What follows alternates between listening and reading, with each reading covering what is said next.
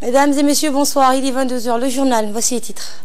Ismaël Omar Guelleh a reçu aujourd'hui le général François Lecointre, chef d'état-major général des armées françaises.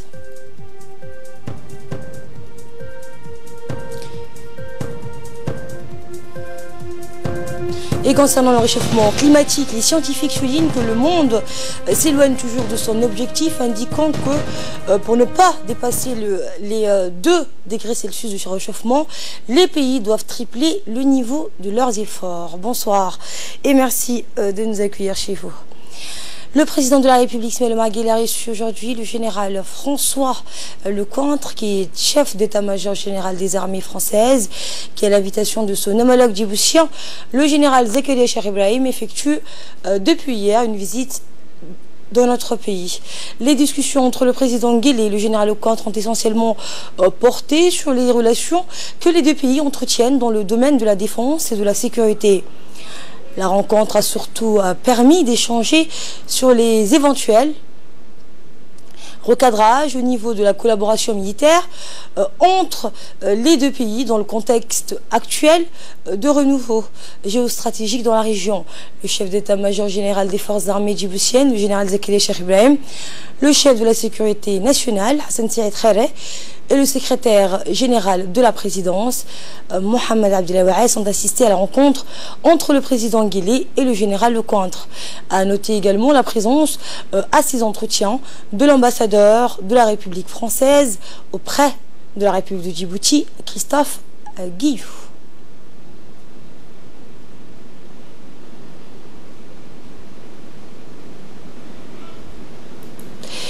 Le chef d'état-major général des forces armées françaises a réitéré l'importance que revêt le partenariat militaire et sécuritaire que son pays entretient avec le nôtre.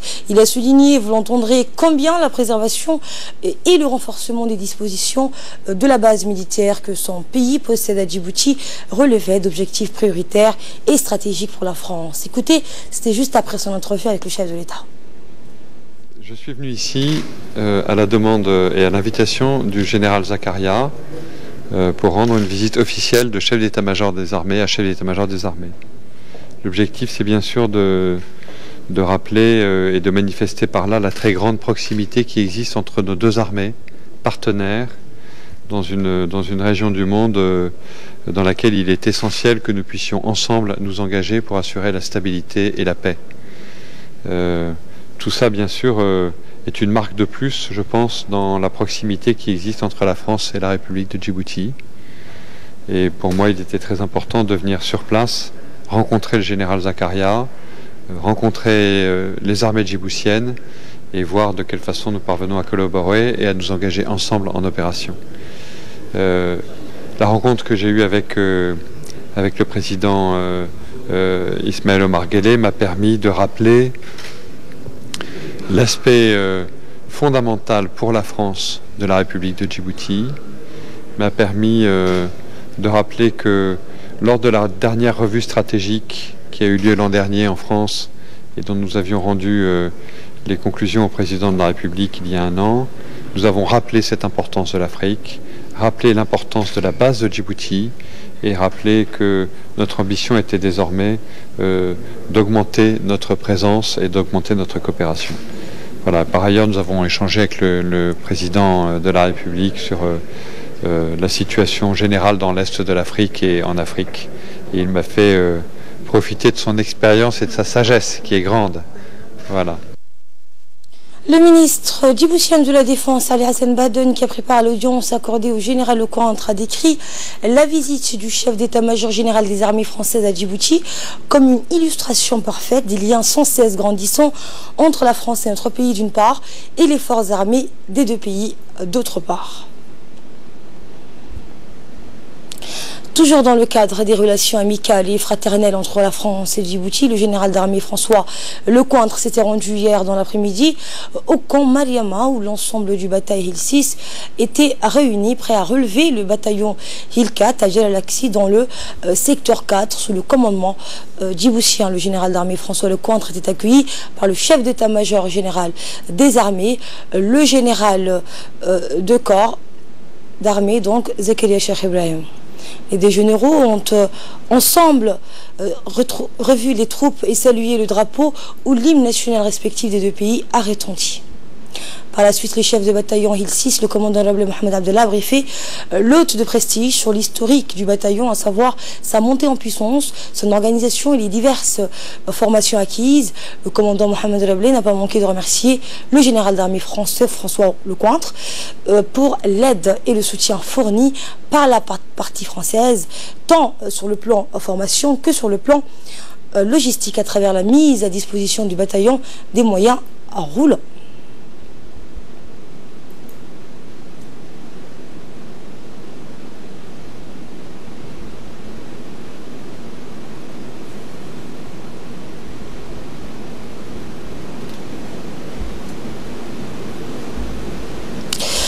Le général d'armée, donc François Lecointre et ses délégations ont été héliportés à Arta, où ils ont visité en premier lieu le RAR 1. C'est l'occasion pour le général d'armée de se remémorer son passage dans ce régiment, tant que commandant d'unité des militaires français stationnés dans la région d'Arta.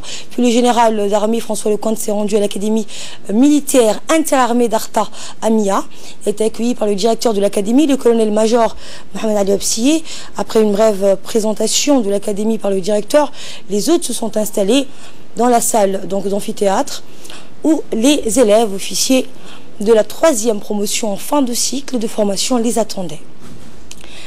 Un exposé d'émission de l'académie a été donné par le colonel-major Mohamed Ali Absiye, puis s'en est suivi un échange entre les élèves promotionnaires et le général d'armée François Lecointre sous fond de projection de photos relatives à des exercices de restitution.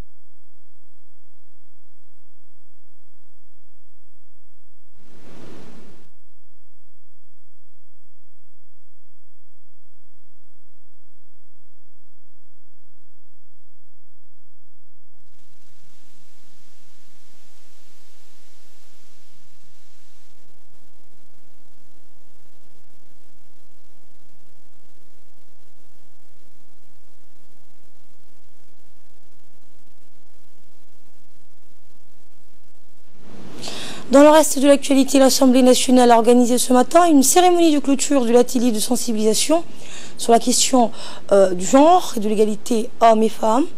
Eh bien, cet atelier a été organisé à l'intention des parlementaires dont l'objectif était d'améliorer la prise en compte de la dimension genre dans le travail des parlementaires. Les représentants du peuple cherchent ainsi à promouvoir la participation de la femme dans l'édification du pays, d'élaborer et d'analyser les lois et les politiques qui tiennent compte des besoins spécifiques des hommes et femmes dans leur diversité. Les parlementaires se déclarent donc être en première ligne pour veiller à ce que des politiques qui prônent l'égalité hommes et femmes soient mises en application. Cet atelier de travail a été animé par des experts de l'Union interparlementaire. Également dans l'actualité, une convention a été signée ce matin au ministère des Affaires étrangères et de la coopération internationale avec le Japon pour le financement du projet de réhabilitation de la route Gallafi-Yoboki sur 20 km pour une première phase. Ce projet est financé par le gouvernement japonais à hauteur de 6 milliards de nos francs. l'étude du projet ayant déjà été finalisée par la GECA, donc l'agence japonaise de coopération, le ministre des Affaires étrangères de la coopération internationale, Mohamed Ali Youssouf, a signé le document. Le gouvernement japonais était représenté par l'ambassadeur du Japon à Djibouti, Yonitani Koji, la route nationale numéro 1 étant considérée comme étant primordiale pour l'import-export avec l'Éthiopie. Plus de 80% des imports-exports vers l'Éthiopie passent par cette voie. Sur un don du gouvernement du Japon pour contribuer à l'aménagement de la route nationale numéro 1. Je voudrais saisir cette occasion pour exprimer mes sincères remerciements à tous ceux qui ont contribué à la préparation de ce projet, mais en particulier à son Excellence, Monsieur le ministre des Affaires étrangères et de la coopération internationale. Le ministre des Affaires étrangères de la coopération internationale a justement, au nom du gouvernement djiboutien, remercié le Japon pour cet appui. Nous l'écoutons. La signature de ce projet s'inscrit dans la droite ligne d'autres grands projets de coopération entre le Japon et Djibouti. À ce titre, il convient de citer le projet de renforcement des capacités des gardes-côtes djiboutiens, la fourniture des bateaux patrouilleurs, le projet de fourniture d'équipements de traitement et de collecte pour l'Office national de la voirie de Djibouti, ainsi que le projet d'une brigade routière en faveur de l'agence djiboutienne des routes.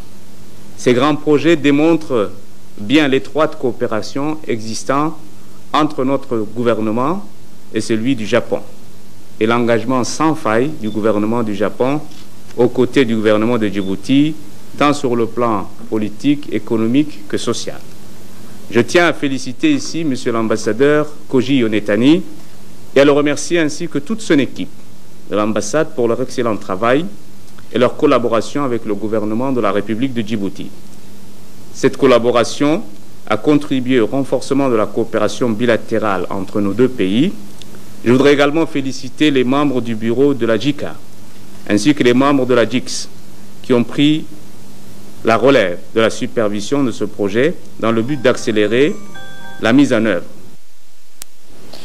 Le ministre du Travail chargé de la réforme de l'administration, Hassan Idriss Emri, a reçu ce matin, en visite de courtoisie et de prise de contact, Mme Djennabo Maoundé, représentant de l'UNICEF pour le Fonds des Nations Unies pour l'enfance à Djibouti. Les discussions ont porté sur les voies et moyens d'établir des relations de coopération dans certains secteurs qui concernent les missions du ministère. Le ministre et les représentants de l'UNICEF ont convenu de mettre en place des initiatives communes pour intervenir sur le marché du travail, pour lutter contre les pires formes de travail des enfants et contrôler l'application du code et de la législation du travail sur les dispositions portant sur la protection de l'enfant. Madame Djennabo Maoundé a promis d'apporter l'assistance de l'UNICEF au ministère du Travail dans le domaine de la réforme de l'administration. Au cours de l'entretien, d'autres questions parmi les priorités du développement du pays ont été également abordées.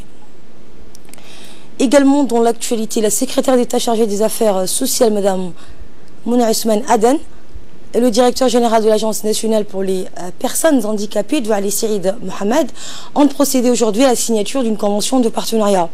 La signature de la convention a eu lieu au cabinet de la secrétaire d'État. Objectif, définir les rôles et responsabilités des deux parties, ainsi que les mécanismes de coopération entre elles. Cette initiative contribuera à renforcer l'efficacité des actions menées par les services de l'État en faveur de la promotion des personnes handicapées et leur insertion professionnelle.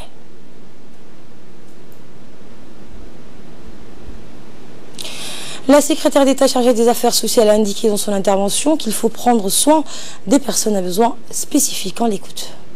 De partenariat ou bien cette convention de collaboration a pour objectif principal de pouvoir travailler de concert avec cette agence pour tous les aspects concernant l'handicap, à commencer par les aspects juridiques, organisationnels, des réponses aux programmes d'assistance sociale auxquels les personnes handicapées sont éligibles de façon prioritaire.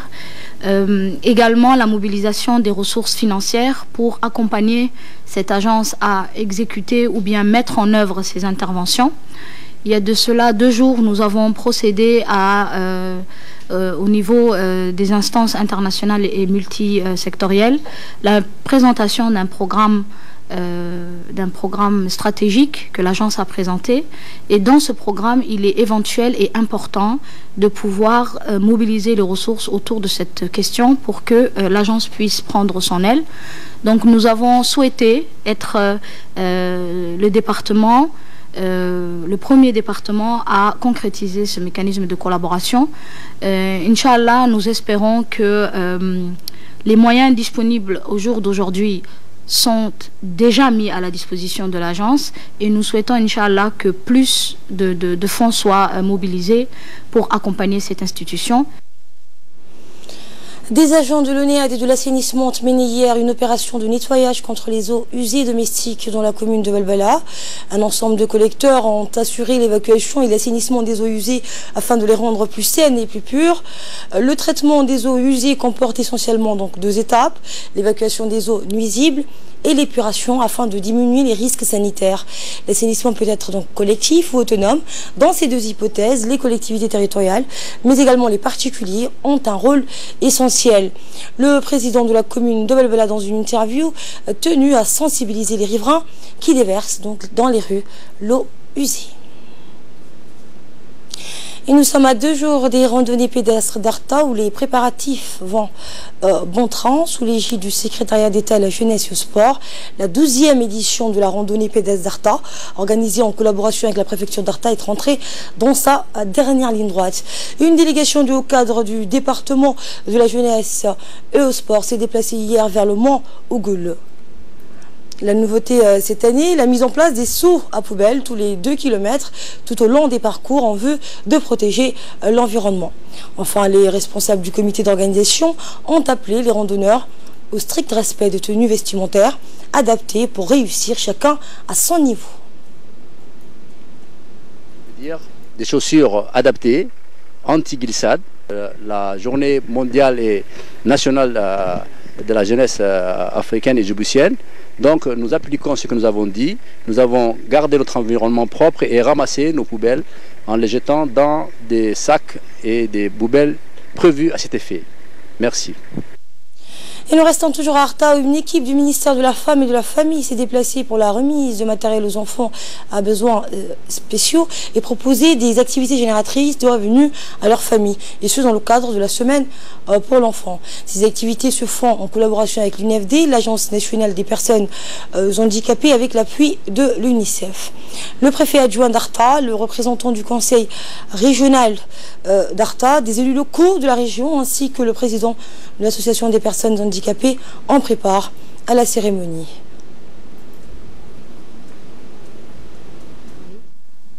Pour la remise du matériel aux enfants EABS, aux enfants à besoins spéciaux et à leurs familles en leur donnant des AGR.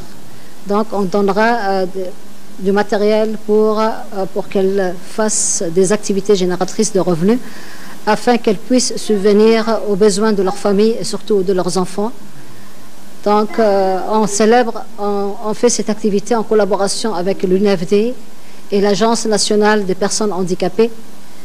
Donc on est là aujourd'hui, Inch'Allah, c'est un grand plaisir pour nous d'être avec ces enfants-là et avec leur famille aussi au niveau du conseil régional d'Arta. Je vous le disais en titre, concernant le réchauffement climatique, les scientifiques soulignent que le monde s'éloigne toujours de son objectif, indiquant que pour ne pas dépasser les 2 degrés Celsius de réchauffement, les pays doivent tripler le niveau de leurs efforts. Les engagements des États, à supposer qu'ils soient tenus, mettent la planète sur une trajectoire de réchauffement de 3,2 degrés Celsius d'ici à la fin du siècle. C'est un coup de semence à la veille de la conférence mondiale sur le climat, COP24, qui se tiendra du 2 au 14 décembre en Pologne. Le ministre sénégalais de la Culture, Abdou Latif Coulibaly, a indiqué que son pays souhaite la restitution de toutes ses œuvres d'art se trouvant en France. Il a fait la déclaration quelques jours après la publication d'un rapport sur le patrimoine africain commandé par le président français Emmanuel Macron. Nous sommes disposés à trouver des solutions avec la France, a-t-il dit, si nous avons 10 000 pièces identifiées comme étant originaires du Sénégal. C'était lors de la présentation à la presse du musée des civilisations noires qui sera inauguré à Dakar, la capitale sénégalaise, le 6 décembre prochain. Et enfin, le dirigeant nord-coréen Kim Jong-un est disposé à accepter la venue d'inspecteurs internationaux pour qu'ils vérifient le démantèlement de l'un des principaux sites de missiles de la Corée du Nord. Kim Jong-un a dit donc au président sud-coréen lors de leur sommet en septembre être disposé à fermer le complexe nucléaire de Yongbyon et à autoriser une inspection à condition que les États-Unis prennent des mesures de réciprocité. Le président sud-coréen a quant à lui transmis le message de Kim Jong-un au président américain Donald Trump lors de leur rencontre en marge de l'Assemblée générale de l'ONU à New York en septembre. Et c'est sur ce point que se referme cette édition. Merci à vous de l'avoir suivi. Merci à la régie. Excellente suite de programme sur Télé Djibouti.